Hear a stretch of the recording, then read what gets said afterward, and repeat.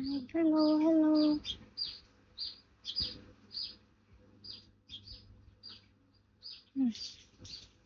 Hello, my bro. Hello, hello, bong. Nhìn ồn anh nữ. Dạ. Nơi tụi có mông. Ồn cha. Hello, hello.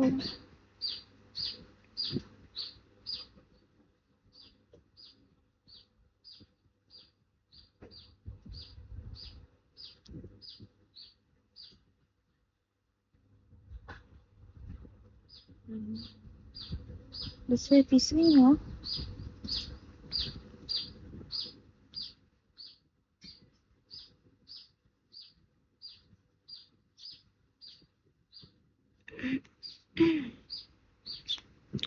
Sao lại?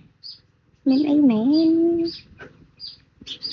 Susay ôm cho đến hai thằng nữ. Nhưng thì thôi em chồng thay không món ấy nè.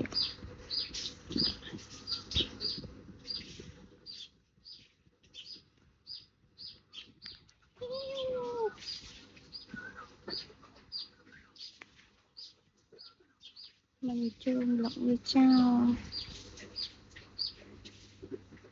Cho nên là sẽ thay cho mở. Susday chứ, Susday. Chẳng dục hơi chụp lại tiết ta trong giấy bị ấy nhận dối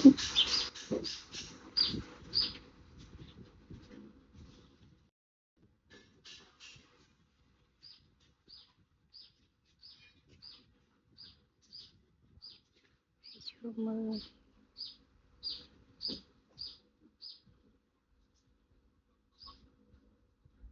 sẽ được ôn một tan chắc vì cô ở bóng phong nó chạm nào chăm nhâm nhà linh ảo sư thai chụp bạc lại off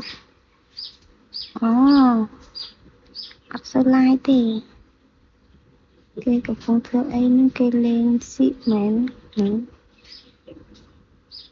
nhìn này